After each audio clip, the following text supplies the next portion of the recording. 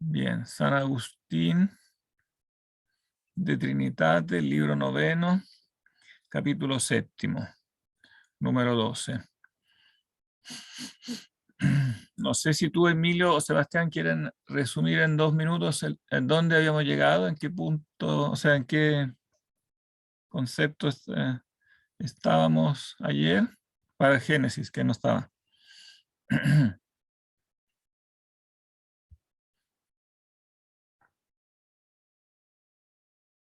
El último comentario que vimos, profesor, que recuerdo que dividimos, o sea, hicimos la distinción de lo conocido y amado, y que el alma humana se conoce como mudable y mutable, ¿Se conoce y como?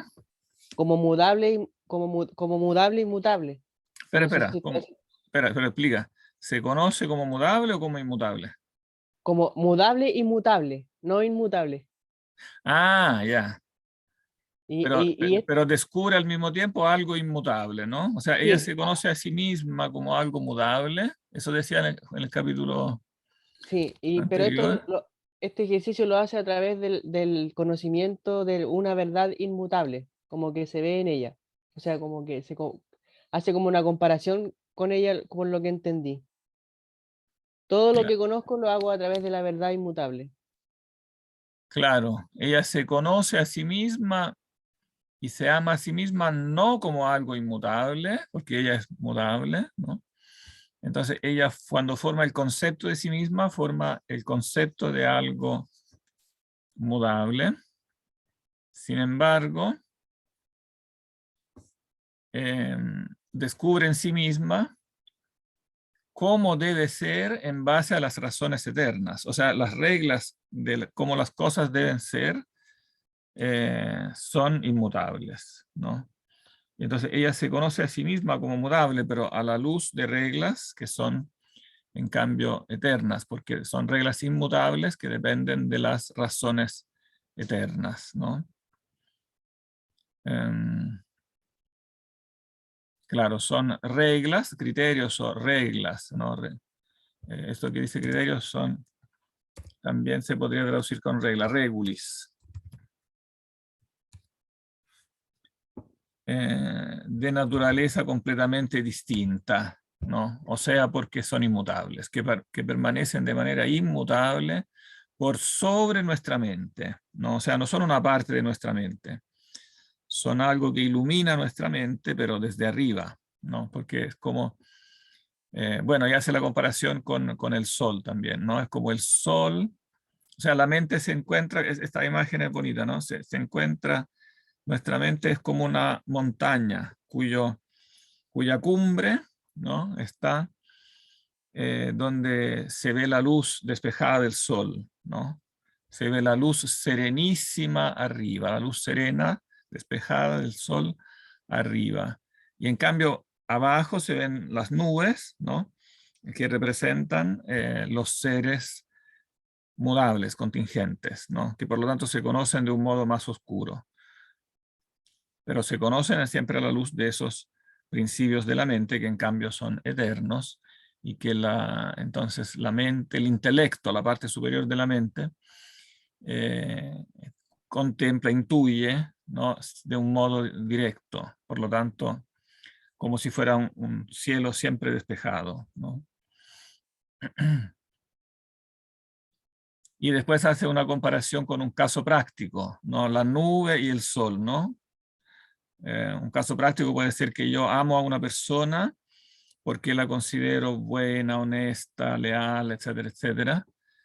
Eh, pero, dice Agustín, esa persona es como una nube, es oscuro. Yo puedo creer que ella es honesta, buena, etcétera, etcétera. Y en cambio puede ser que sea todo lo contrario, ¿no? Pero entonces yo puedo amar a esa persona porque es buena, pero el conocimiento de eso es muy distinto. El conocimiento de la persona misma, que es oscuro, no sé cómo realmente es la persona, al conocimiento de la bondad que yo amo cuando amo a la persona buena. Cuando yo amo a la persona buena es porque amo la bondad, ¿no? Pero la bondad, por mucho que la persona me decepcione, la bondad misma yo la sigo amando y la sigo conociendo igual, ¿no? Ese conocimiento es directo. No es basado en una creencia en algo que me diga alguien externo, sino que lo intuyo como internamente. Y por lo tanto puede cambiar mi evaluación de la persona, ¿no? Pero no cambia la regla, ¿no? De la mente que me permitía amarla creyéndola buena, ¿no? Entonces, bueno, haré un cambio, como decíamos ayer. No, ya no la amaré porque es buena, sino la amaré para que sea buena. La amaré, pero claro, en ese caso, habiéndome decepcionado porque no es buena la persona, pero yo puedo hacer, dentro de mis posibilidades, colaborar para que esa persona se vuelva buena.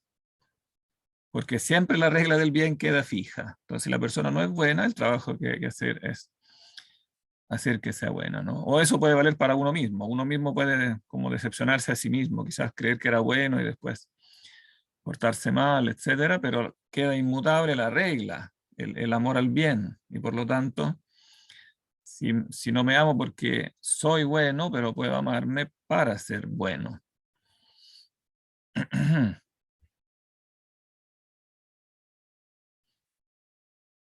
Claro, eso lo sintetiza acá, ¿no? Permanece en aquella forma en base a la cual lo había amado creyéndolo tal. ¿Qué cosa permanece en aquella forma? ¿Se realiza alguna ganancia esperada?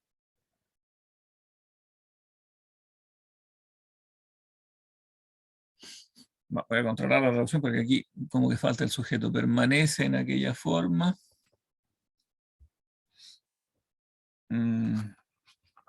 Era el número 7.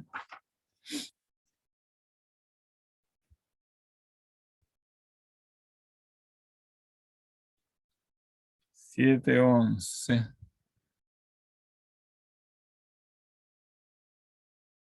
Todo este 7, no, 7:10. 7:11, sí.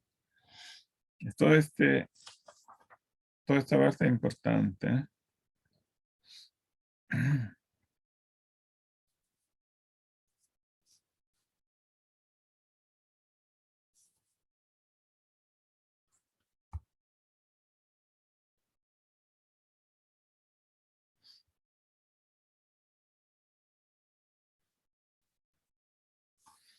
Mm,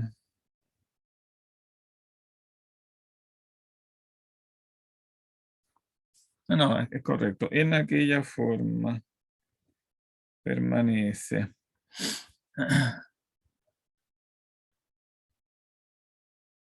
Releámoslo de acá, porque como no estaba en Génesis y Vicente, y esta parte es muy importante, ¿quién quiere leer acá del 11? Yo lo puedo hacer, profesor. Ya, perfecto.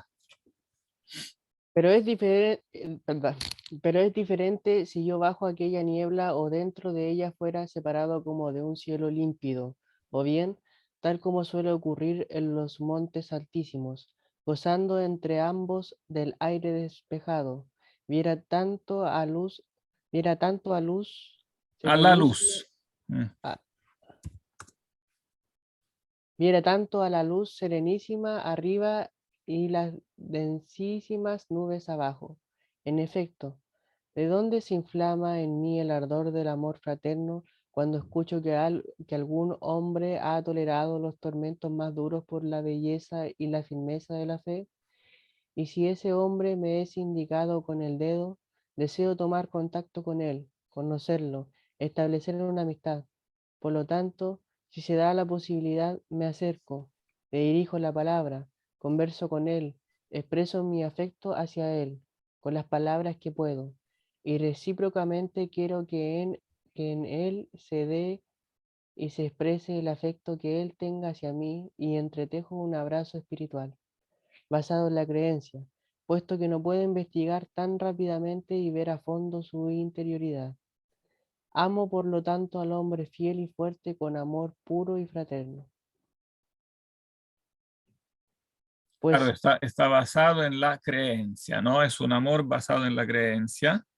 Pero él acaba de decir que está basado en la creencia en cuanto al amigo como tal, pero en la ciencia en cuanto a la intuición del bien, ¿no? Lo amo porque amo el bien en él.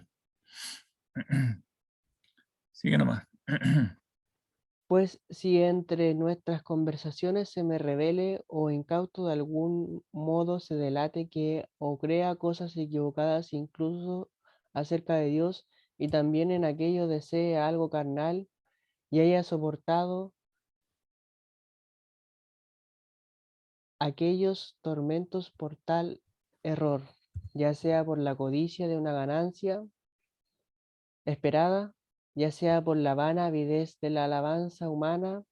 Enseguida aquel amor por el cual era atraído hacia él, ofendido y como rebotando y retirado de un hombre indigno, sin embargo permanece en aquella forma en base a la cual lo había amado creyéndolo tal. A no ser que quizás ahora lo ame en vista de que llegue a ser tal como había creído, una vez averiguado que no era tal. Claro, aquí el Pero, sujeto era amor, que antes no lo encontraba, ¿ves? Claro, aquel amor por el cual era atraído hacia él permanece en aquella forma en base a la cual lo había amado creyéndolo tal. La forma sería, en el fondo, lo que Platón llamaba la idea. Esa idea del bien, la forma del bien, permanece en mi mente tal como estaba cuando yo lo amaba, porque yo lo amaba porque amaba el bien. Y ahora lo amo menos porque me doy cuenta que no es bueno, pero igual, a no ser que quizás ahora tengo que amarlo de otra forma, en vista de que llegue a ser tal como había creído, porque eso es bueno para él y es bueno en general para todos, ¿no? Entonces, tengo que creerlo de forma tal que llegue a ser bueno, en base a aquella misma idea del bien que queda, permanece inmutable ante mi mente, ¿no? Sigue nomás.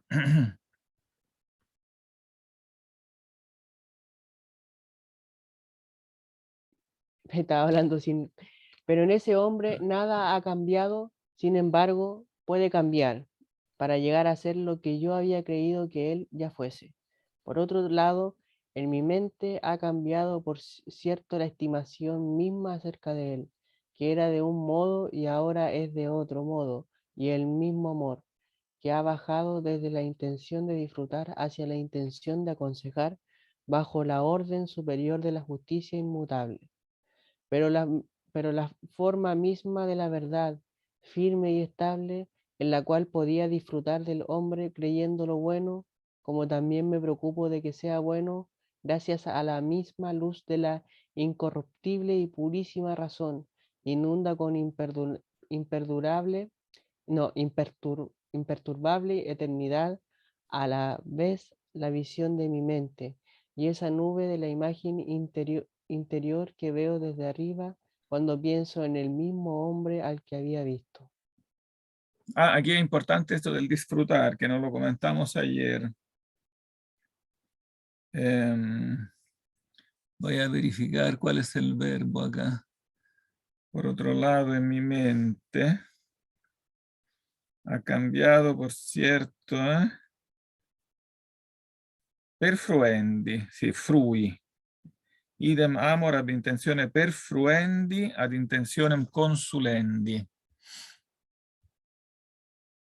Perfruendi. Voy a ponerle una referencia porque este tema lo hemos discutido. ¿Se acuerdan este tema del uti y del frui? Perfruendi. O sea, puedo disfrutar ¿no? del bien en otra persona, ¿no? Claro, del bien en sí, ciertamente, pero también del bien en otra persona. Aquí hay que agregarle una nota que explique un poco todo esto. Que contradice, como decíamos en otras clases, ¿no? La idea que Agustín diga que de las personas, como las realidades creadas, no hay que disfrutar, sino que solamente utilizar, porque él dice solamente de Dios hay que disfrutar. Pero en el caso de las personas, como ellas en el fondo participan de Dios en un sentido más fuerte que las otras criaturas, más directo, entonces de ellas puede disfrutarse, ¿no? De un modo diferente, porque se disfruta, o sea, se goza del bien que Dios, ¿no? Que Dios participa a la criatura en el momento en que la criatura se hace buena por su libre decisión. Entonces se disfruta en un nivel más alto que respecto de las demás criaturas.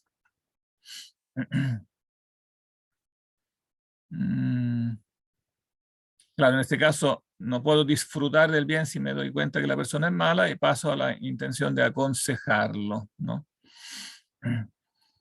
Y aquí, bueno, resume, o sea, la forma del amor, que es la misma forma de la verdad, ¿no? Firme y estable, ella permanece con imperturbable eternidad, ¿no? Gracias a la luz de la incorruptible y purísima razón. O sea, hay una luz de la razón que permite intuir la forma de la verdad, la forma del bien, en base a la cual se evalúan todas las criaturas, ¿no? Todas las otras cosas.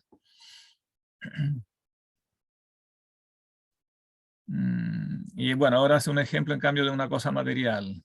Después de un ejemplo de un humano, ¿no? Hace un ejemplo de una cosa material. Sigue nomás, del mismo modo. Del mismo modo, cuando vuelvo a pensar en el arco que se curva con belleza y armonía que vi, por ejemplo, en Cartago, una cierta cosa anunciada a la mente por medio de los ojos infundida Fundida.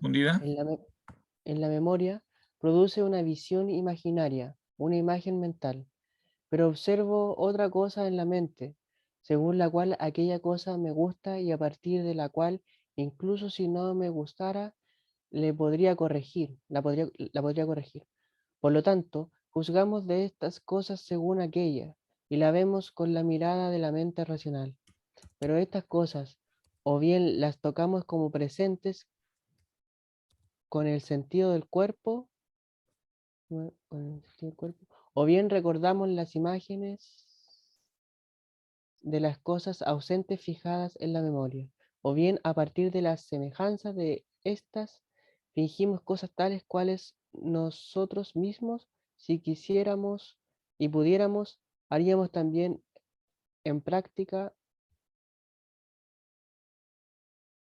de un modo imaginándonos con la mente las imágenes de los cuerpos o viendo seres corpóreos por medio del cuerpo. De otro modo, captando con la inteligencia pura por sobre la mirada de la mente, las razones y el arte de inefable belleza de tales figuras. La mirada de la mente. Esta es una expresión técnica, agies mentis. Quizás habría que traducirla de un modo más técnico para que fuera más claro, porque la mirada de la mente en este caso se refiere a la captación de los primeros principios. Por eso dice superare en mente simplici intelligencia, con la inteligencia pura, con el intelecto puro. O sea, es una captación de aquellos principios primeros de la razón, que por lo tanto responden a la facultad superior, digamos, de la mente, que es evidentemente, esta es un análisis que habían hecho los neoplatónicos, ¿no? Que hay una parte superior de la mente, el nous, ¿no? Y por lo tanto una mirada me parece demasiado genérico, me gustaría traducirlo con algo que sonara más específico. Por sobre... no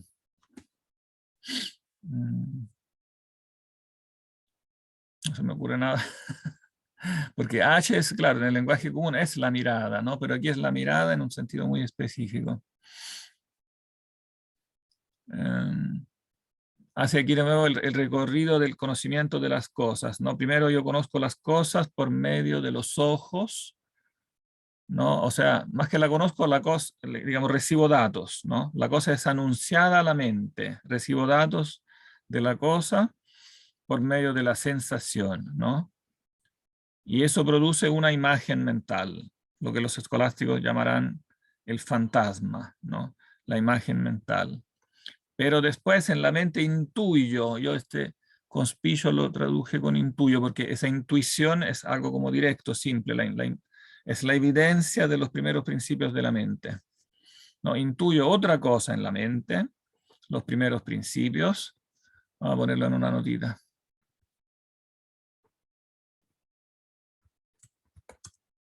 Se trata de los primeros principios de la razón que son evidentes.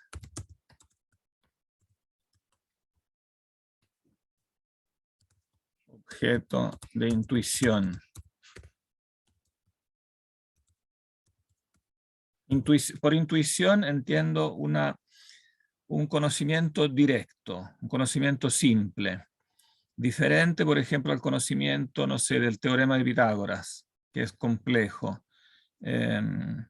Implica un paso, digamos, la razón no lo intuye directamente, sino que implica una demostración. Me tienen que demostrar el teorema de Pitágoras, ¿no? En cambio, intuición se refiere a mirar un concepto simple. Entonces, que la mente con un acto simple lo conoce con evidencia, es un principio evidente de la mente. Entonces intuyo otra cosa en la mente, según la cual, y esa cosa, ese principio en la mente es la regla, según la cual aquella cosa me gusta. Por ejemplo, el arco, que tiene una cierta proporción, tiene una cierta curvatura, se refiere a un arco de los que, en la arquitectura evidentemente, ¿no? Un arco de los que los romanos construían para adornar las ciudades, ¿no? Arcos de triunfo y eso.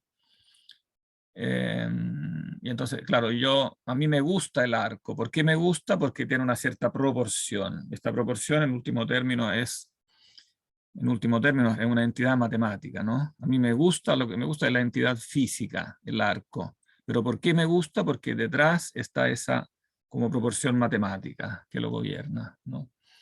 Según la cual el arco está diseñado. Entonces, claro, veo el arco, pero no es que me guste simplemente porque lo veo, por los sentidos, ¿no? Lo que me gusta es lo racional que hay detrás de la armonía inteligible que hay detrás de esa figura arquitectónica.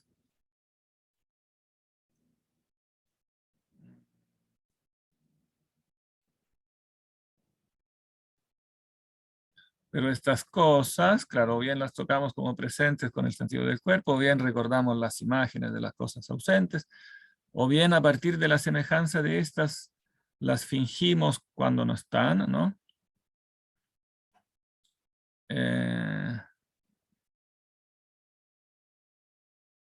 En cambio, de otro modo, ¿no? Captamos con la inteligencia pura, por sobre la mirada de la mente, no se me ocurre otra palabra para traducir esto, mirada, quizás alguna vez se me ocurrirá, con la inteligencia pura, por sobre la mirada de la mente, las razones y el arte de inefable belleza de tales figuras.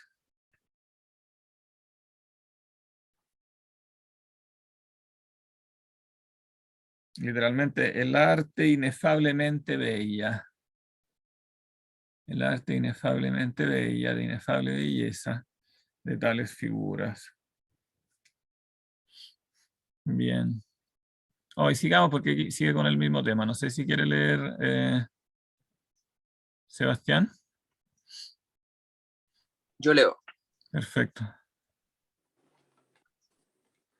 Por tanto, en aquella eterna verdad, de la cual son hechas todas las cosas temporales, vemos con la visión de la mente la forma según la cual somos y según la cual obramos algo, ya sea en nosotros o en los cuerpos, con verdadera y recta razón, y tenemos en nosotros, concebida desde ahí, como verbo, la noticia verídica de las cosas, y afirmándolo lo general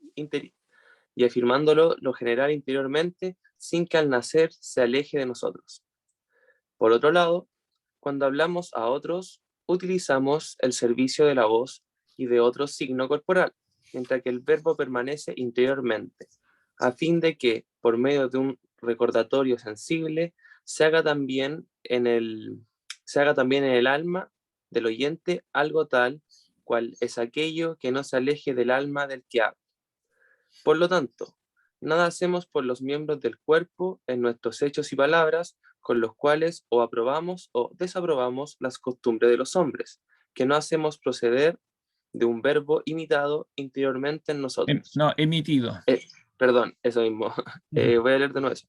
Por lo tanto, nada hacemos por los miembros del cuerpo en nuestros hechos y palabras con los hombres que no hacemos proceder de un verbo emitido interiormente en nosotros. En efecto, nadie hace algo queriéndolo que no haya dicho primero en su mente o corazón. Claro, que esa la traducción literal sería corazón, que no haya dicho primero en su corazón. Pero comentemos esto que es muy importante. Bueno. No, sí, después leemos el 13, que aquí parte el 13 y después empieza, están medio confundidos los números, porque parte el 13 y después sigue el 13, pero empieza el octavo. Pero resumamos esto, que es un resumen muy apretado, pero muy importante, no muy intenso, muy denso. ¿Quién quiere resumir esto? Es difícil resumirlo porque ya es bastante resumido, ¿no? Pero si quieren decirlo con sus propias palabras. Emilio se tiene que ir. Bueno. Ya, perfecto. Nos vemos.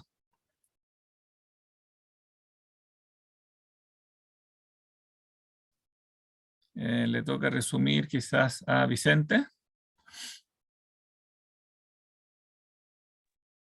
Aló, profe, ¿se escucha? Sí, se escucha. Hola, yo estoy entendiendo que, bueno, a partir de lo que leímos recién también, que los atributos divinos, como antes era la bondad o la belleza, son requisitos desde los cuales nosotros percibimos el mundo y de nuestras afecciones también. O sea, son como requisitos tanto de intelección como de afecto, como del amor. Sí, y bueno, y aplicado entonces eso a nosotros más específicamente, que es lo que dice acá. Como parafrasear, intenta como parafrasear un poco lo que dice acá. Decirlo como en tus palabras. Necesariamente cuando vemos y obramos, estamos conectados a esos principios, que en Claro, el fondo estamos es Dios. tanto cuando conocemos, correcto, como también cuando obramos, ¿no? Lo hacemos según ciertas reglas racionales, ¿no? Que son esas mismas reglas racionales en base a las cuales todo está hecho, todas las cosas están hechas, ¿no?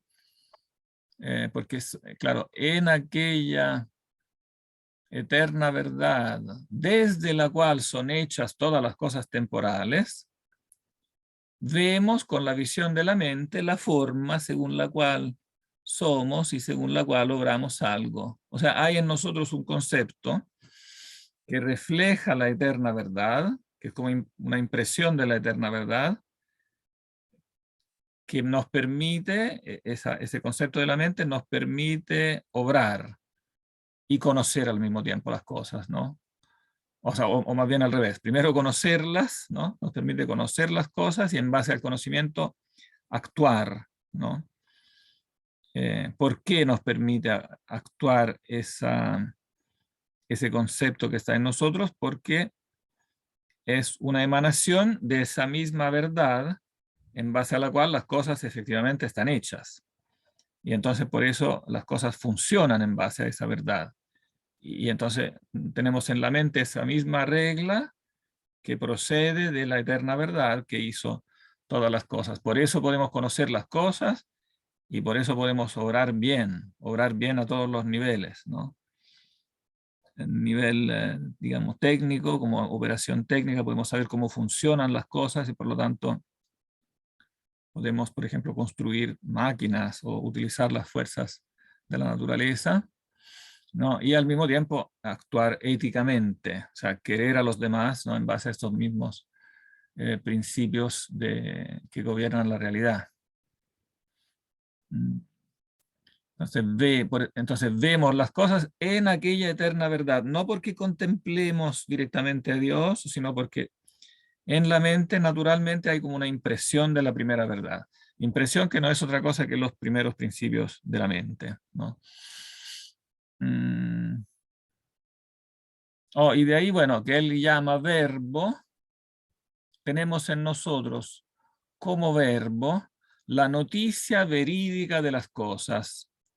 O sea, los conceptos verdaderos de las cosas, él los llama verbo, porque imitando, o sea, inspirándose es como se llama la segunda persona de la Trinidad, el verbo. Dice, así como hay un verbo en Dios, también en nosotros generamos un verbo, ¿no? Afirmando este verbo, lo generamos interiormente. Sin que al nacer, quizás al nacer no es muy claro, porque el nacer se refiere al nacer del verbo, de este verbo en nosotros. O sea, mejor decir sería sin que una vez nacido se aleje de nosotros.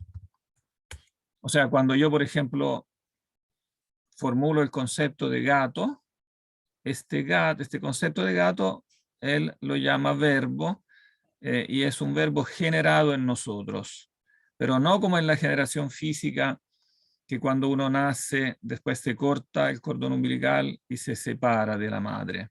No, en este caso, no se separa, queda en mí, queda en mi alma. Una vez generado el concepto de gato, queda en mi mente, ¿no? Pero evidentemente en esta generación, digamos, interactúa, o sea, yo no soy propiamente el padre, eso hay que aclararlo porque si no pareciera que yo soy Dios que genero el concepto de gato, ¿no? Cuando yo genero el concepto de gato, yo no soy propiamente el padre, porque ¿quiénes son más bien los padres de esta entidad?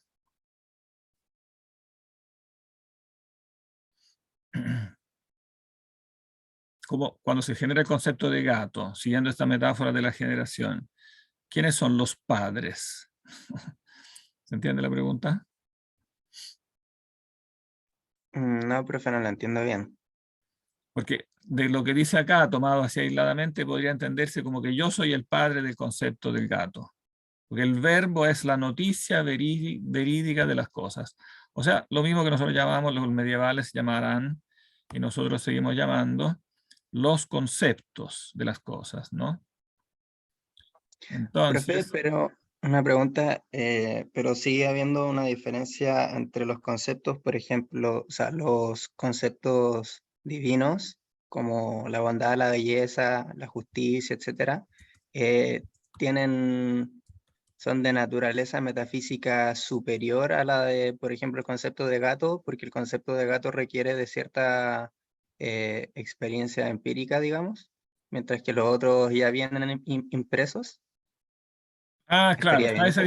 está esa diferencia. Entonces se puede decir que si yo pregunto por los padres, claro, de la noticia del gato, ¿no? Entonces claramente uno de los dos padres, elige tú cuál podría ser el padre igual la madre, ¿no? Uno de los dos tiene que ser la sensación, es lo que viene de la sensación de ver el gato, ¿no? De los datos, ¿no? Como lo decía en el capítulo anterior, ¿no? Nos vienen por los medios de los ojos, ¿no? Una cierta cosa anunciada a la mente por medio de los ojos, en este caso el gato, ¿no? Una cierta cosa es anunciada a la mente por medio de la sensación visiva y después también auditiva, etcétera. Por todos los 5 sentidos yo me pongo, o sea, recibo datos, diríamos, del gato, ¿no?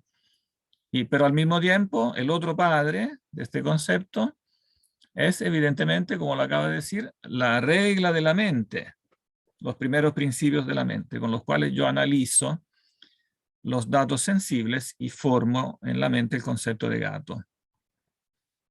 entonces cuando yo lo genero en mí, el concepto de gato, no es que yo sea el padre, esa es la, digamos, donde la metáfora hay que entenderla bien, ¿no? No es que yo lo genere, como por ejemplo, en la Trinidad el Padre genera el verbo, porque la esencia del verbo viene de la esencia del Padre, ¿no? Entonces, Él es de la misma esencia.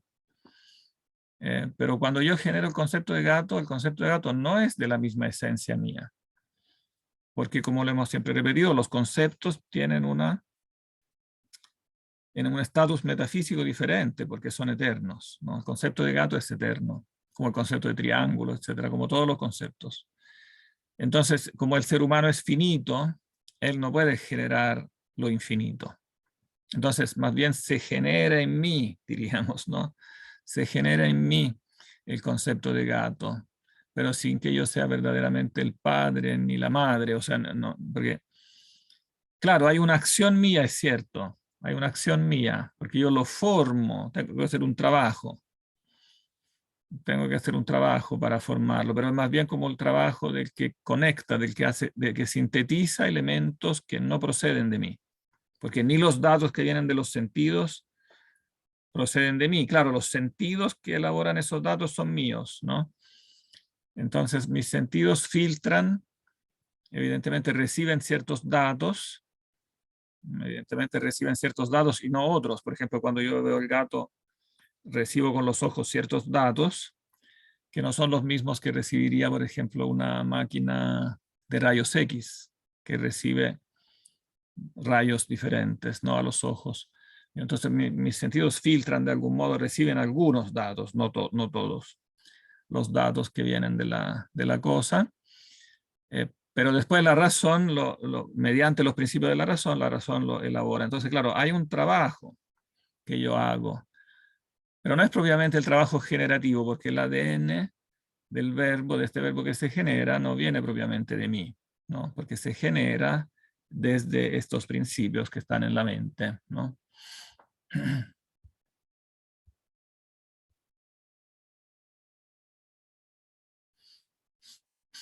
Y bueno, de todas maneras, este verbo, una vez generado en mí, queda en mí, queda en mi alma. Si yo se lo quiero enseñar a otro, ¿no? Tengo que utilizar signos, ¿no? Mediante el servicio de la voz o de otro signo corporal, pero eso no significa que el verbo físicamente se traslade de un lugar a otro, evidentemente, porque eso no está en la naturaleza de esta entidad, que no es una entidad física, no queda en el alma.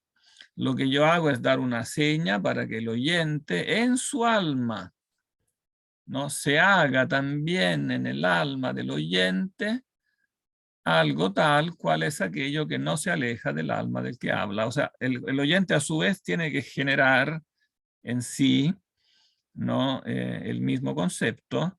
No es que yo se lo pueda meter en la cabeza, no es, digamos, una transmisión física.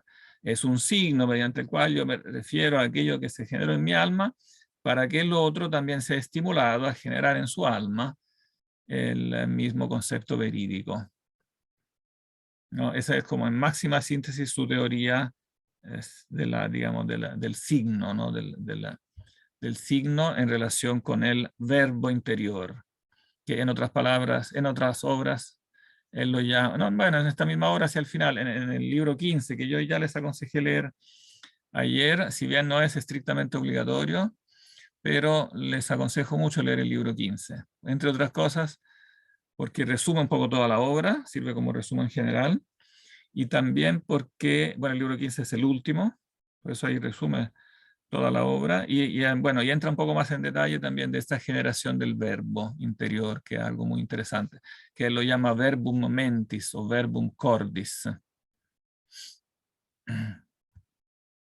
Aquí habría que poner la referencia al libro 15, voy a buscar la referencia más exacta.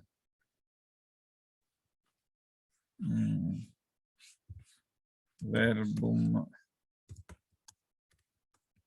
mentis o cordis, libro 15, y hay que poner la referencia exacta. De todas maneras, las referencias están en mi artículo ese que yo les subí sobre la conocimiento de sí, Creo que se lo subí, ¿eh? Siempre me entra la duda de lo que subí. Pero sí, ayer parece que lo revisamos eso, ¿eh? ¿Queda claro esto, que es muy, muy importante, o todavía hay dudas? A mí me quedó claro. ¿Me quedó claro? ¿Al resto? ¿Génesis? Ah, a mí igual. Ya, perfecto. ¿Génesis? No te hemos escuchado aún. Sí, perfecto. Ya, excelente. ¿No tienes micrófono? Ya. Ya, perfecto. Bien. Sigamos entonces con el 13. ¿Quiere seguir Vicente? No, ¿quién había leído antes, Vicente o Sebastián? Yo había leído, sí. Ya. Le toca a Vicente entonces. Ya. El cual verbo es concebido por el amor, o de la criatura, o del creador, es decir, o de la naturaleza mudable, o de la inmutable verdad.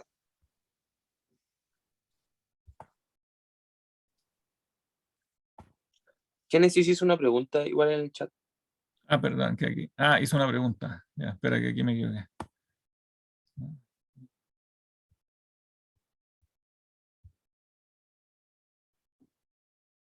Hay diferencia entre mente y alma. No es tan neto claro, la manera en que él siempre usa, pero yo diría que básicamente no. Básicamente no. O sea, el alma para él es lo mismo que la mente, es el yo. Él dice yo, alma, que digamos, y yo, mente. Sí, prácticamente es la misma cosa. Sí, puede ser que en algunos pasajes él incluya el alma, en el alma también el alma vegetativa, ¿no? Entonces, claro, el alma con apellido puede tener un significado diferente, si es alma vegetativa, pero si es alma racional, no, el alma racional es igual que la mente, básicamente. Y la mente, claro, tiene una facultad, básicamente podría decirse que tiene dos facultades internas. Una mira hacia abajo, claro, hacia las cosas sensibles y recibe entonces los datos sensibles, y su otro lado es como una moneda con dos caras, digamos, su otra cara mira hacia arriba donde ve los principios en base a los cuales después analiza digamos, las entidades sensibles. Como aquí el séptimo termina, pero el 13 sigue. Entonces sigamos con el 13. Sigue leyendo nomás con el 13. Al comienzo del capítulo 8.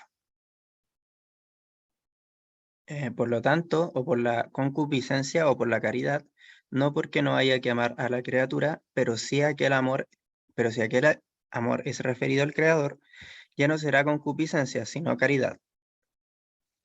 En efecto, entonces es concupiscencia cuando la criatura se ama por sí misma. Entonces no ayuda al que la usa, sino que corrompe a quien la goza. Por lo tanto, cuando la criatura sea o igual a nosotros o inferior, hay que hacer uso de la inferior en referencia a Dios.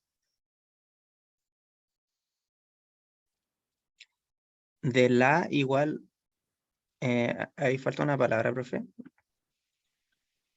Dice de la igual, De en la cambio hay que, igual, no, porque o sería cuando la criatura sea o igual a nosotros o inferior, hay que hacer uso de la inferior. Quizá hay que cambiar la puntuación. Hay que hacer poner un uso coma, de la inferior. De la igual, en cambio, siempre se sobreentiende criatura. Cuando la criatura sea igual a nosotros o inferior, de la inferior hay que hacer uso. En referencia a 2. De la igual, de la criatura igual, en cambio, hay que disfrutar, pero en Dios. ¿Se entiende? el en cambio, si se pone entre comas, quedaría más fácil de leerse, profe. Creo yo. Ya, perfecto. A ver. de la igual, en cambio, hay que disfrutar, pero en Dios. Claro, un poco lo que yo decía antes, ¿no? Pero termina de leer el parrafito, después lo comentamos. En efecto, así como debes disfrutar de ti mismo, no en ti mismo, sino en aquel que te hizo, así también debes disfrutar de aquel a quien amas como a ti mismo. Por lo tanto, gocemos tanto de nosotros como de los hermanos en el Señor, y de ahí no nos atrevamos a centrarnos en nosotros mismos y casi a relajarnos dirigiéndonos hacia abajo. Y el verbo nace cuando lo pensamos y lo probamos, o para pecar o para hacer lo correcto. Por lo tanto, el amor, como intermediario, une a nuestro verbo y a la mente de la cual es generado, y se vincula a sí mismo con ellos en un abrazo incorpóreo, sin ninguna confusión. Sí. Oh, entonces aquí hay un desarrollo, o sea, una precisión interesante en esta doctrina del disfrutar y del gozar, ¿no? Primero define qué es caridad, o sea, distingue concupiscencia de caridad, ¿no? Porque ambos podrían llamarse amor, ¿no? Pero hay un amor, diríamos, bueno y un amor malo. Siempre hay amor, porque el ser humano está estructurado de forma tal que no puede no amar. Siempre está amando, que lo quiera o no, ¿no? Digamos, puede querer, o sea, con la libre voluntad puede ordenar su amor, pero no puede dejar de amar, ¿no? Porque sería abandonar su esencia, digamos, ¿no? No puede dejar de amar el ser humano, pero este amor puede ser bien orientado o mal orientado, ¿no? Entonces, si es mal orientado, él lo llama concupiscencia. ¿Qué significa que está mal orientado? Para decir una vez más, a pesar que lo hemos repetido muchas veces, pero ¿qué significa que el amor está mal orientado? Cuando el amor es malo, Cuando no amas según el grado de ser por el cual han sido hechos, es claro, cuando no ama las cosas según su grado de ser, o sea, de forma correspondiente a lo que son, ¿no? Entonces, por ejemplo, si yo amo la torta de chocolate más que mi hermano, vendo a mi hermano para comprar una torta de chocolate, por ejemplo, entonces estoy, digamos, estoy evidentemente alterando el orden de la caridad, porque estoy alterando el orden del ser, ¿no? Y la caridad, evidentemente, es lo contrario, o sea, es el verdadero amor, o sea, el amor ordenado, ¿no? El amor ordenado, esa es su definición, ¿no? Entonces, bueno, evidentemente hay que amar a la criatura, no porque no haya que amar a la criatura, por supuesto que hay que amar a la criatura, pero ese amor tiene que ser referido al Creador, no como su fin, como último fin. Entonces tiene que ser, claro, la criatura querida, pero en orden a querer a Dios. Y entonces, en ese caso, no será concupiscencia, sino caridad, ¿no? Que es el nombre, evidentemente, la palabra que él toma del Nuevo Testamento. La palabra en griego es agape, y los latinos traducen con caridad, caritas.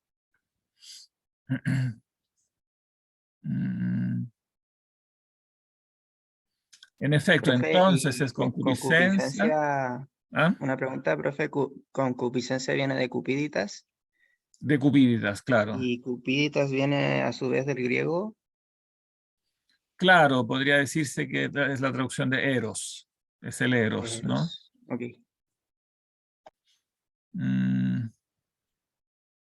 A pesar de que no está, digamos que, porque el eros es el deseo en general, ¿no? Y ahora el amor verdadero evidentemente también incluye deseo, con tal que sea deseo ordenado, ¿no? A Dios. Entonces, ¿cuándo es Cupíditas? Cuando la criatura se ama por sí misma, ¿no? O sea, si yo amo a la criatura por sí misma, entonces confundo el orden del ser, porque evidentemente la criatura no existe por sí misma. Entonces yo no la amo de manera conforme a su ser verdadero, porque el ser de la criatura no es por sí mismo.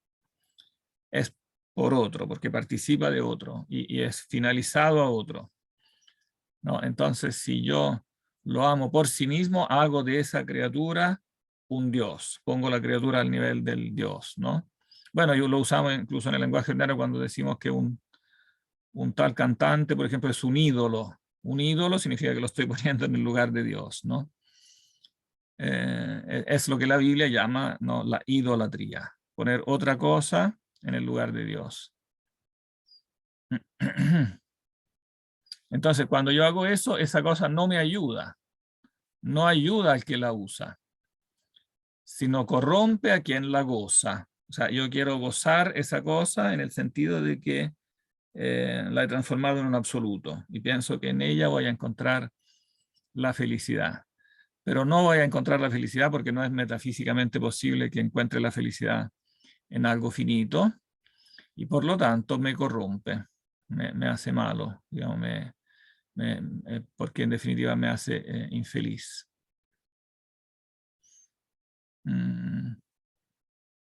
Bueno, entonces él dice, cuando la criatura es igual a nosotros o inferior, hay que distinguir dos casos, ¿no? En el caso de la criatura inferior, es decir, no humana, digamos, las criaturas que no son humanas, que son inferiores a nosotros, en ese caso hay que utilizarlas, y utilizarlas con fin a Dios, ¿no? En cambio de la igual, o sea, de la criatura humana, hay que disfrutar, sí. O sea, entonces él admite que no solo en Dios, como había dicho en obras anteriores, había dicho que solo Dios, solo de Dios hay que disfrutar. En cambio aquí corrige, no, podemos disfrutar, ¿no?, también de la criatura humana, así como de uno mismo, debes disfrutar de ti mismo y de otras criaturas humanas, pero evidentemente no en ti mismo, o sea, no considerado como un absoluto, sino en aquel que te hizo, o sea, siempre con fin, teniendo como fin aquel que te hizo. Así como también debes disfrutar de aquel a quien amas como ti mismo, o sea, siempre con fin a aquel que hizo, ¿no?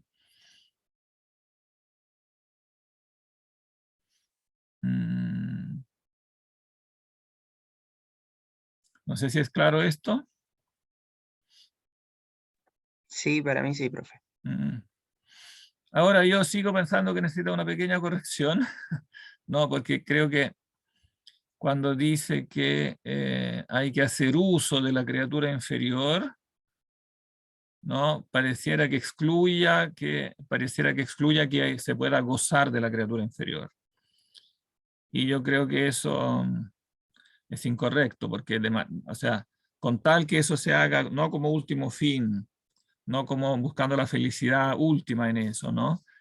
Pero no significa que no se pueda gozar también de la criatura inferior. Utilizar y gozar. Yo creo que ambas cosas. Si bien gozar en un nivel diferente, o sea, gozo evidentemente de un auto, gozo de una manera diferente a la que gozo de un amigo, ¿no?, evidentemente, ¿no?, porque siempre tiene que ser proporcionado al grado de ser. Pero no significa que no puedo disfrutar de un auto, ¿no? No hay motivo para no disfrutar de un auto o de una torta de chocolate, porque esas cosas igualmente reflejan la bondad de Dios, ¿no? Participan la bondad de Dios. Y entonces no hay motivo para que no disfrutar de ellas, además de usarlas, ¿no? Ambas cosas no se excluyen, ¿no? Yo, claro, me compro un auto para ir a un lugar, lo uso entonces para ir a un lugar, pero no significa que si el auto es bonito, no significa que no disfruto usándolo, manejándolo, o también que no disfrute del viaje, aunque el viaje no es un fin en sí mismo, pero en el viaje yo puedo también disfrutar del viaje, diríamos, ¿no?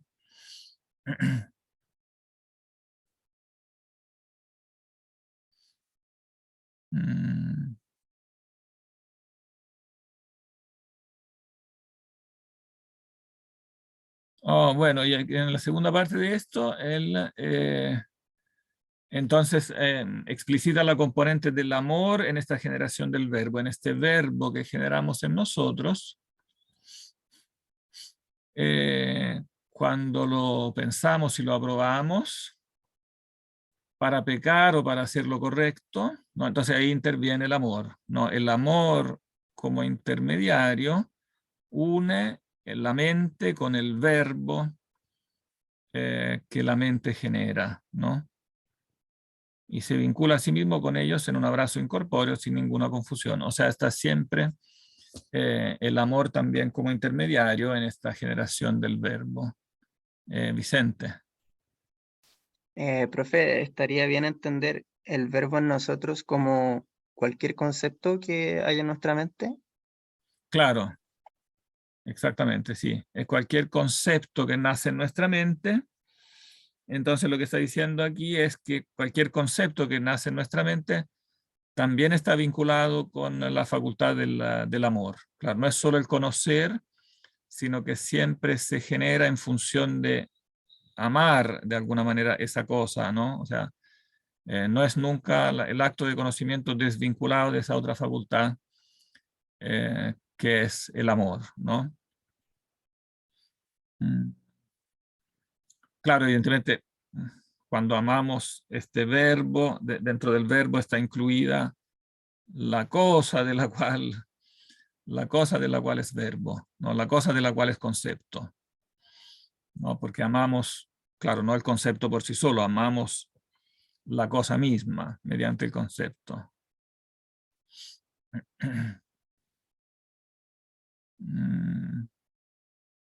Bien. Sigamos con el 14. No, vamos a recuperar unos minutos porque empezamos tarde. ¿A quién le toca leer? ¿A Sebastián? A mí. Ya. Pero el verbo concebido y nacido es el mismo. Cuando la voluntad descansa en la misma noticia, la cual ocurre en el amor de las cosas espirituales, en efecto, al que por ejemplo conoce perfectamente y perfectamente ama la justicia, ya es justo, aun si no existe una necesidad de actuar según ella externamente por los miembros del cuerpo. En cambio, en el amor de las cosas materiales y temporales, tal como en los mismos fetos de los animales, una cosa es la concepción del verbo, otra cosa es el parto. Allí, en efecto, lo que es concebido con el deseo nace con el alcanzarlo, porque no es suficiente para la codicia conocer llamar el oro si no lo tiene también, ni conocer llamar la comida o yacer con alguien si no lo realiza también, ni conocer llamar los honores y el poder si no se realizan. Sin embargo, todas estas cosas, ni siquiera alcanzadas, son suficientes. Quien beba de esta agua volverá a tener sed. Dice, y por lo tanto en los salmos se dice, concebió el dolor y parió la iniquidad. Dice el dolor o el trabajo, cuando se conciben aquellas cosas que no es suficiente conocer y querer, y el alma se infla y enferma por la carencia hasta que llega a ella y casi las de a luz. Por lo cual, elegantemente, en lengua latina se dicen paridas y repartas, reperidas y compertas, aquellas palabras que resuenan casi sacadas de un parto, pues la concupiscencia, cuando concibe, pare el pecado. Por lo que el Señor exclama, venid a mí los que trabajáis y estáis cargados. Y en otro lugar, ay de las embarazadas y de los que amamantan.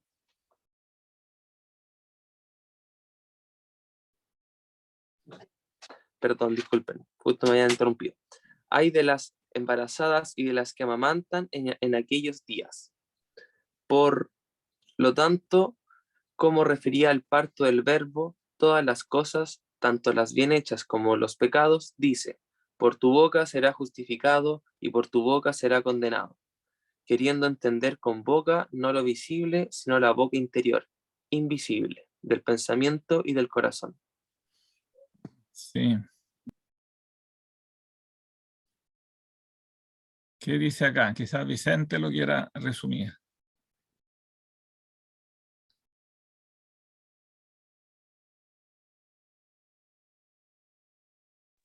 La verdad, profe, me perdí entre la interpretación bíblica, me cuesta un poco. Ah, sí, es un poquito, sí, esta parte es un poquito difícil, ¿eh? Bien, bien, primero lo que hace es una distinción entre el verbo de las cosas como espirituales y el verbo de las cosas materiales, ¿no? Y dice que, claro, el verbo concebido y nacido es el mismo cuando la voluntad descansa en la misma noticia. O sea, cuando yo digo que quiero la justicia, ¿no? Entonces, aún antes de que esto se traduzca en actos externos, ya el querer la justicia basta, es como algo suficiente en sí mismo, ¿no? La voluntad descansa en la misma, quizás sería más correcto traducir con noción. O sea, cuando yo amo la misma noción de la justicia, ya mi voluntad descansa en ella, porque no, la justicia es algo interior, no es algo que tenga que yo por sí mismo eh, digamos, amarlo necesariamente en algo externo, ¿no? Claro que después, si yo verdaderamente amo la justicia, la voy a traducir también en actos externos, pero para amar a la justicia basta una operación, digamos, puramente interior, ¿no? El que, por ejemplo, perfectamente ama la justicia y ya es justo. O sea, cuando amo la justicia ya soy justo, aún antes de ponerlo en práctica, digamos, en acciones justas, ¿no? Porque podría incluso yo no tener la posibilidad de hacerlo por motivos variados, ¿no? Pero amar la justicia es algo por sí es suficiente, ¿no? En cambio, en el amor de las cosas materiales y temporales, es distinta la concepción del verbo y el parto. O sea, en otras palabras, es distinta la formación del concepto. Yo me formo el concepto del oro, pero después la voluntad no descansa en poseer el concepto del oro. La voluntad quiere poseer el oro, la comida, etcétera, todas las cosas materiales o todas las cosas externas, aunque no sean materiales, por ejemplo, los honores, el poder, la fama, etcétera, no son cosas materiales, ¿no? Pero son externas. Si yo amo los honores, claro, no amo el concepto meramente, sino que efectivamente recibir honores en el mundo externo.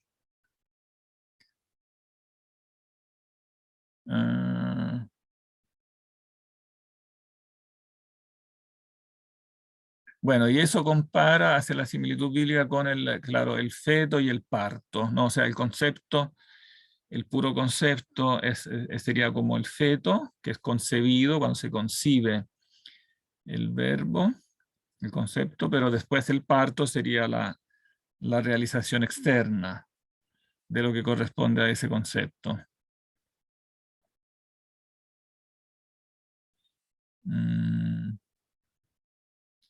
Eso sería en resumen, no sé si se entiende. Sí. Bien.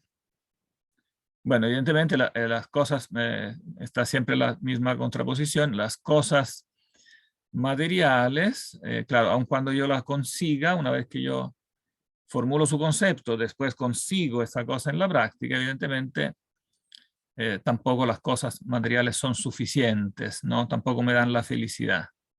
Aquí aplica alegóricamente, ¿no? Ese versículo de Juan 4:3, está Jesús conversando con la samaritana, ¿no? Que va a sacar el agua de un pozo y la samaritana le dice, ¿cómo vamos a sacar el agua de este pozo? ¿No? Ella viene a sacarlo y ella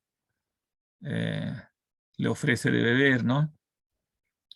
Y Jesús le dice, quien beba de esta agua volverá a tener sed, ¿no? Y le empieza a hablar de otra agua, ¿no? El agua que es en el fondo la vida espiritual, ¿no? La vida que viene de Dios, y esa que es un agua interior que brota para la vida eterna, ¿no? Todas estas cosas, entonces, no, ni alcanzadas son suficientes. En cambio, evidentemente, el amor a la justicia, ¿no? El amor al bien, etcétera, eso por sí mismo es suficiente, ¿no? Eso por sí mismo da la felicidad, independientemente de cualquier, digamos, realización externa, temporal.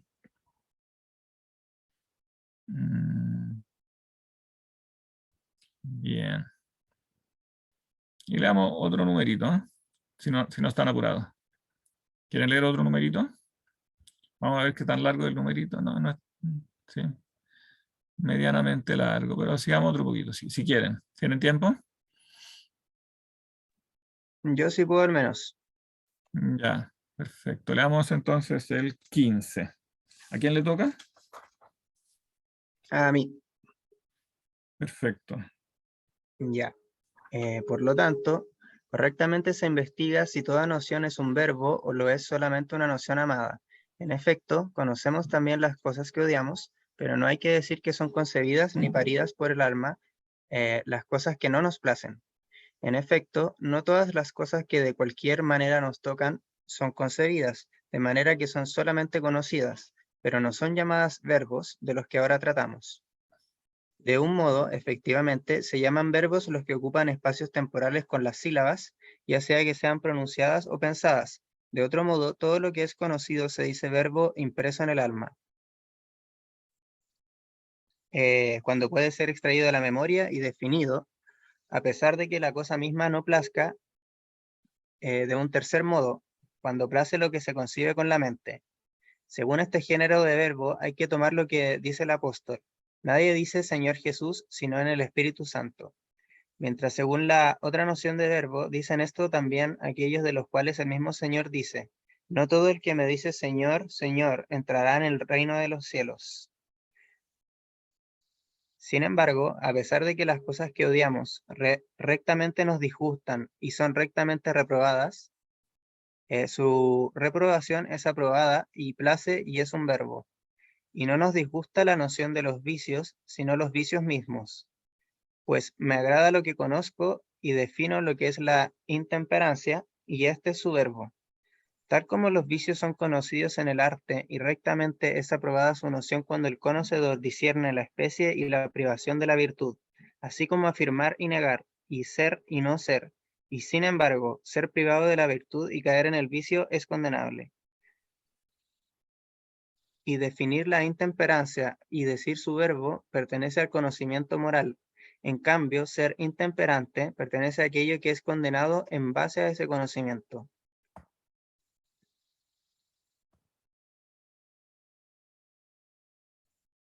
Así, conocer y definir qué es solecismo pertenece al arte de hablar, pero cometerlo es el vicio que es condenado por ese mismo arte.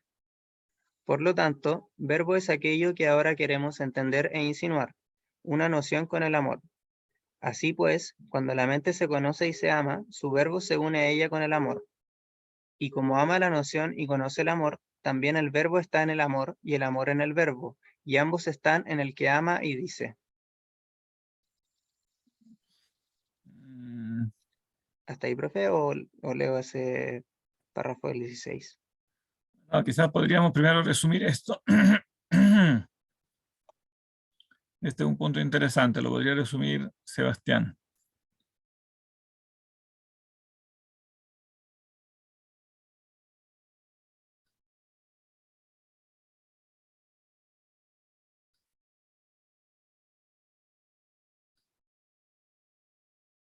¿Aló, Sebastián?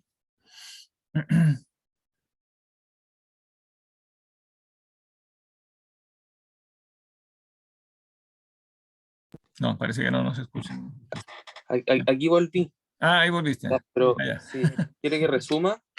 Sí, sí. Ya. Había salido unos segundos. Así. Ah, ya, ya. Pero escuchaste la lectura del 15.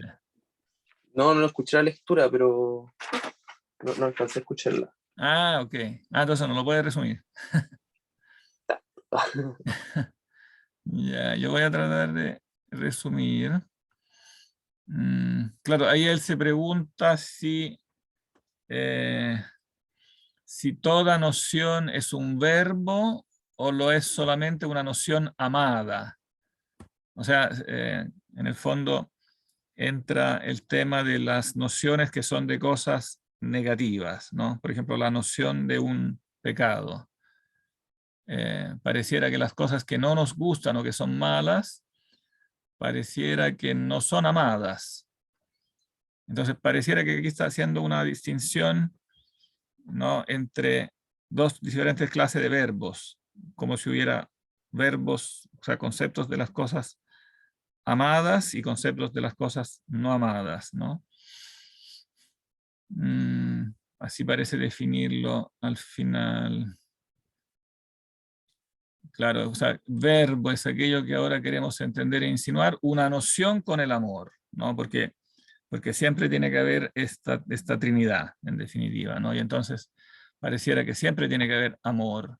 Pero entonces la pregunta es, ¿y cuando la cosa no es amada, cómo voy a llamar el verbo de una cosa no amada? Pero en realidad parece que es así, porque el verbo es algo esencialmente distinto de la cosa de la cual es verbo, ¿no? Ese en definitiva es el punto. Una cosa es el pecado, una cosa es el asesinato, otra cosa es el concepto de asesinato. Cuando yo amo el asesinato, bueno, soy un asesino, soy un criminal, ¿no? Pero si amo el concepto de asesinato, es totalmente diferente, ¿no? Porque eso es conocer precisamente el asesinato, significa también entender por qué está mal, ¿no? El verdadero conocimiento del asesinato, no el falso, evidentemente, ¿no? Pero el verdadero conocimiento del asesinato consiste en comprender que el asesinato es un mal. Y entonces, evidentemente, esta es una noción que amamos. Definir, así como una cosa es cometer un error de gramática y otra cosa es tener conocimiento del error. Precisamente el conocimiento del error es lo que permite evitar el error, ¿no? Cuando se enseñan las artes, se enseñan evidentemente también los errores en que la gente suele incurrir cuando ejerce un arte, ¿no? Si yo estudio medicina, entonces me van a enseñar claro, lo que tengo que hacer, pero también lo que tengo que evitar, tengo que conocer los errores, ¿no? Vicente. Sí, profe, ¿se escucha bien? Sí, Que además un conocimiento del error supone ya, en primer lugar, un conocimiento de lo recto. Entonces, claro. Claro, eso el es interesante conocimiento del también. error supone el conocimiento de la verdad, ¿no? Porque el error es justamente, se clasifica como error si yo sé cuál es la verdad, si no, no lo considero error, claro. Y el asesinato, por ejemplo, si yo pienso que está correcto matar a alguien en algún momento, no, eso no lo llamo asesinato. Yo lo llamo asesinato en el momento en que reconozco que es un error, no es matar a alguien injustamente. Porque matar a alguien justamente, eso no es asesinato.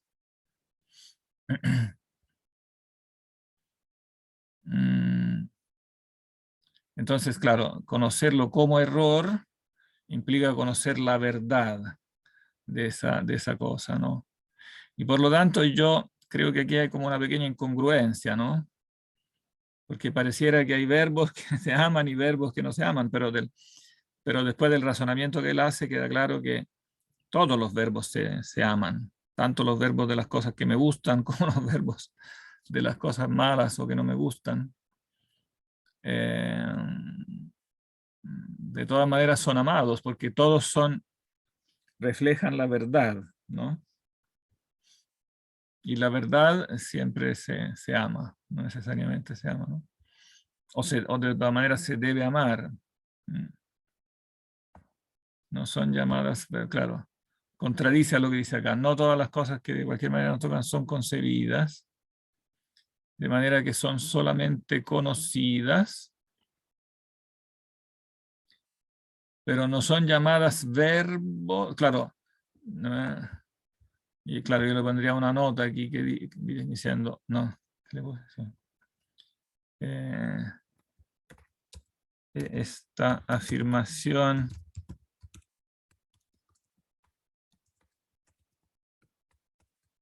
contradicción con la idea expuesta a continuación.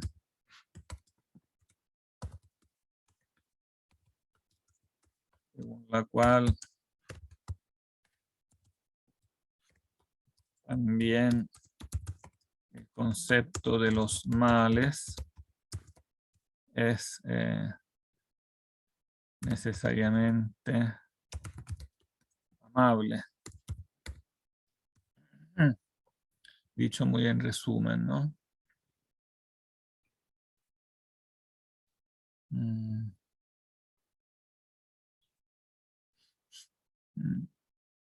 Y bueno, y en este primer pedacito del 16 que no leímos, creo que también como que se mantiene esta, como un poco discrepancia, porque dice, toda noción según la especie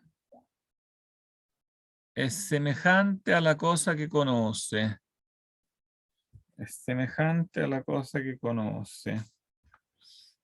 En efecto, es otra noción según la privación que pronunciamos cuando reprobamos, y esta reprobación de la privación alaba a la especie y por eso la aprobamos. Claro, esta idea de que la noción es semejante a la cosa, yo creo que puede inducir a error. Porque la noción no es simplemente como una fotografía de la cosa. Digamos, la noción de asesinato no es la fotografía de alguien asesinando a alguien. Es siempre un juicio sobre ese acto. Entonces, incluye la noción de justicia, incluye la noción de vida humana, etcétera, etcétera. No es que sea la noción algo simplemente semejante, como la copia de la cosa, sino que la cosa, según la propia doctrina que él está exponiendo acá, no, es la cosa vista en el arte, o sea, digamos, en todo el conjunto del mundo inteligible, ¿no? Y esta última frase no la entiendo. En efecto, voy a ver si la entiendo en el original, porque en mi propia traducción no la entiendo.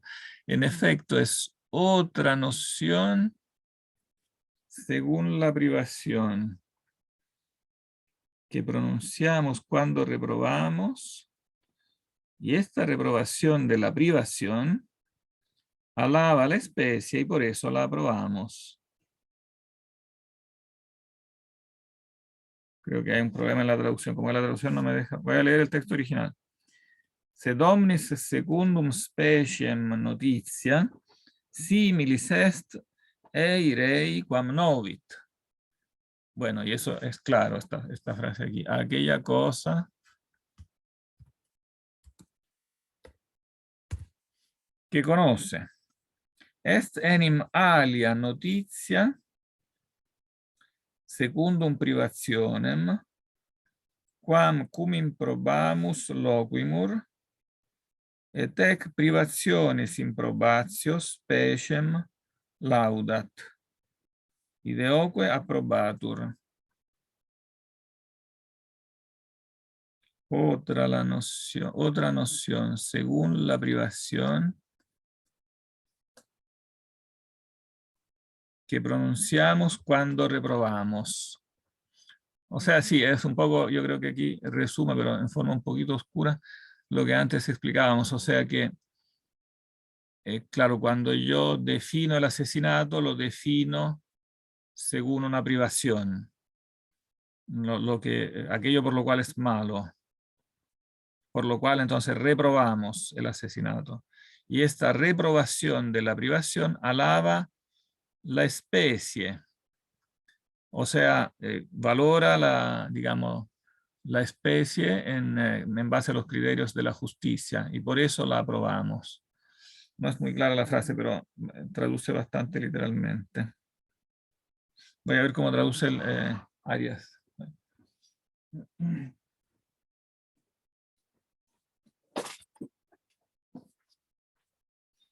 ¿Qué número? 9. 16, el comienzo del 16.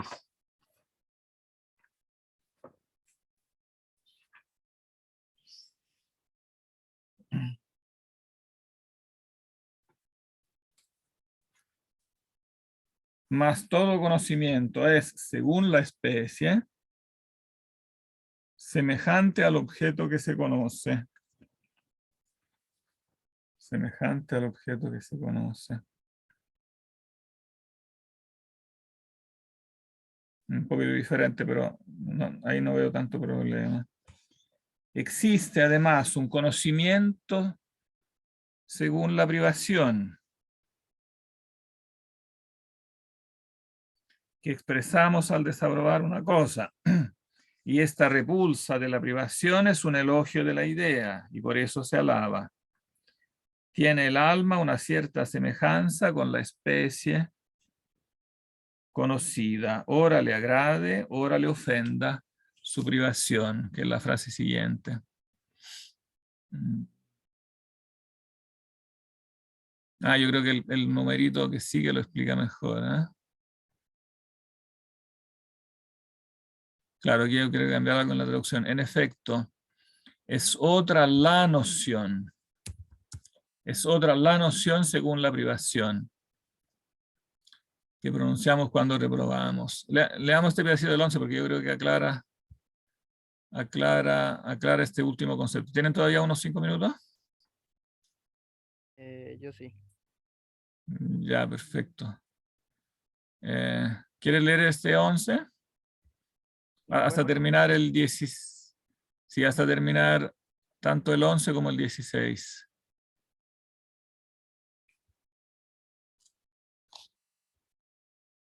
¿Leo yo?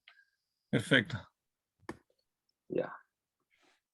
Por lo tanto, el alma tiene alguna similitud de la especie conocida, ya sea cuando la place o cuando su privación le desagrada.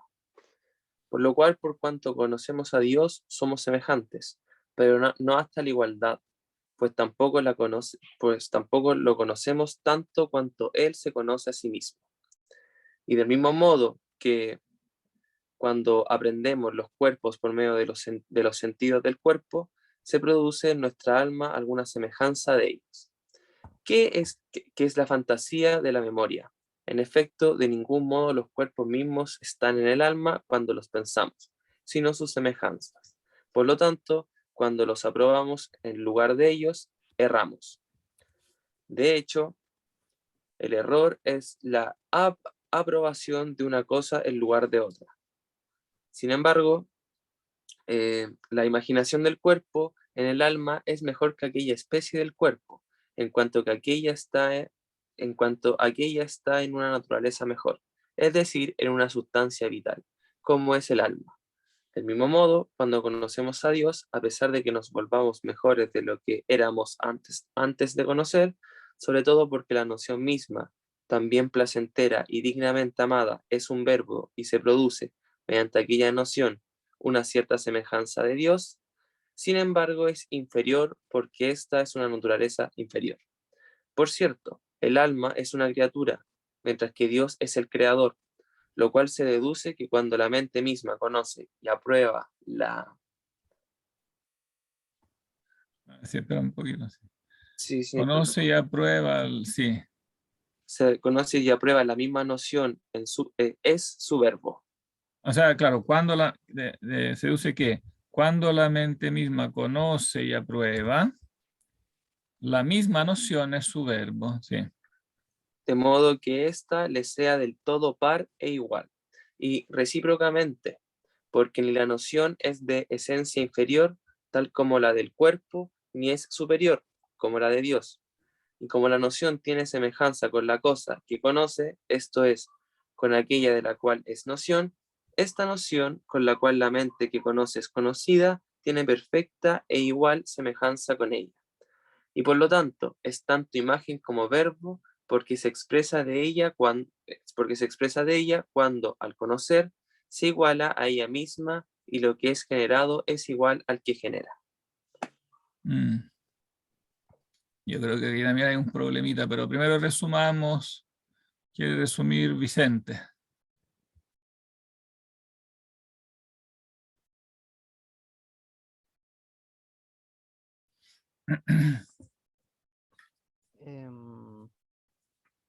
Me quedó de que la noción de cuerpo es de naturaleza superior a aquello de lo que es noción, que sería el cuerpo.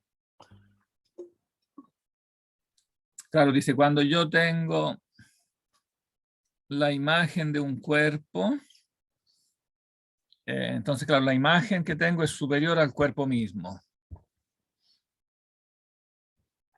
No, la imaginación del cuerpo en el alma es mejor que aquella especie del cuerpo. O sea, que la forma física del cuerpo, ¿no? En cuanto que la imagen está en una naturaleza mejor, que es el alma. Cuando en cambio conozco algo superior, en el caso del conocimiento de Dios, dice, la imagen de Dios o el verbo, el concepto de Dios que se produce en mí es inferior a Dios mismo porque está en una naturaleza inferior. De lo cual se deduce que cuando la mente misma conoce y aprueba, la misma noción es su verbo. Cuando entonces es ella misma, cuando es ella misma la que está siendo conocida,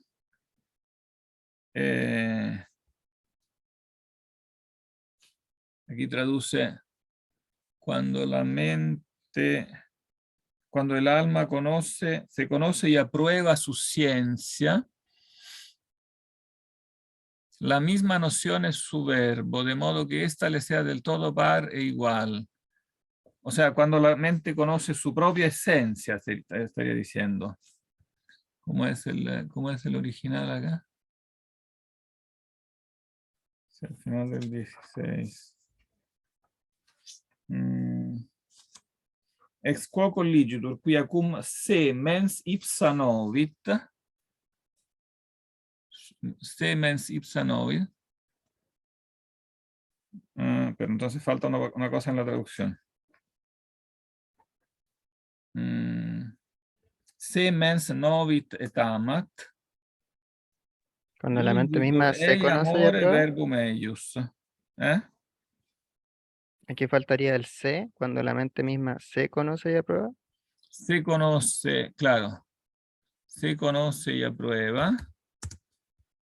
La misma noción es su verbo. Perdón, que estoy mal, hasta el final del 16.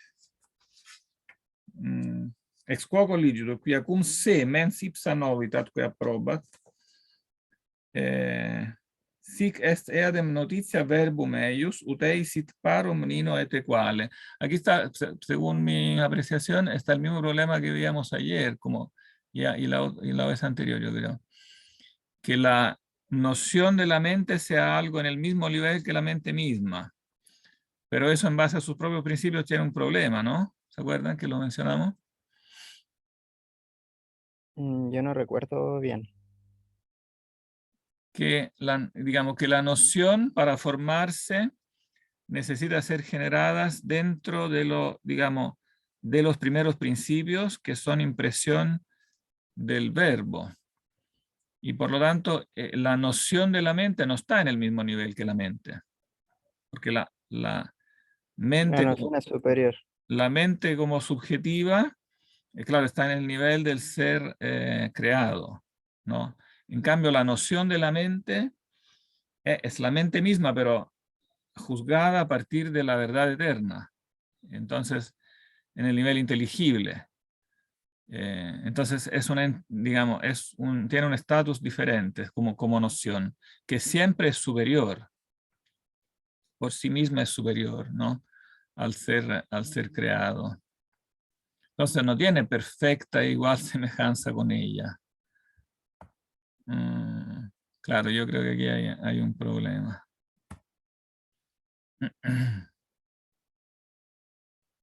Vamos a ponerlo en morado para acordarnos. Claro, todo esto en morado yo pondría. De modo que esta sea del todo par e igual y recíprocamente. O sea, como que fueran dos entidades exactamente como en un mismo nivel, porque como el conocimiento de sí mismo, entonces la mente sería igual a la mente conocida. Pero en base a su propia doctrina no es así, porque ella cuando se conoce en el arte, según sus propias palabras.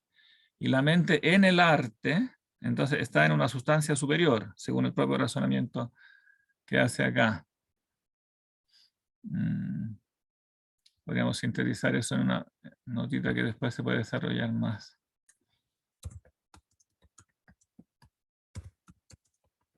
Pues digamos, la noción de la mente es la mente conocida en el arte eterno, según su propia doctrina, según la propia doctrina de Agustín, y por lo tanto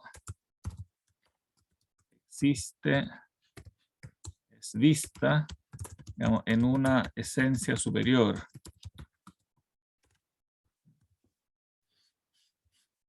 Bien, se hizo tarde, así que vamos a dejarlo acá, pero yo creo que este era un punto importante. Entonces ya la próxima semana terminaríamos ya con el 9. Quedan pocas páginas, sí. Hoy que es 7.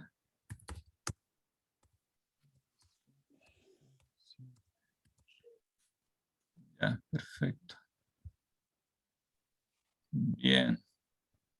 Ahí después les voy a confirmar la reunión de mañana, la de Rosmini. Profe, yo tenía una pregunta, pero no era respecto al Trinitate, pero era Ya. respecto a, por si quiere grabarla o no grabarla. Ya, ¿de qué tema era? Es sobre el concepto de tiempo en San Agustín. Que Ya. Quizás como ese es un concepto complejo, conviene dejarlo para la próxima ya está bien. sesión. Sí, porque ese es complejo. Pero tú leíste el libro 11 de las confesiones, ¿o no? No, Ya, entonces podrías partir de ahí, lee el libro 11, porque ahí analiza largamente eso. ya. Entonces lee eso, el libro 11, y después, y la próxima vez, en base a eso lo podemos conversar.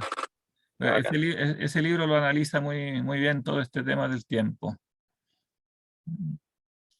Bien. Yo tengo una pregunta, profe, pero en relación a las clases que quedan, no al contenido. Las clases que quedan. Entonces, espera, voy a detener ya la grabación.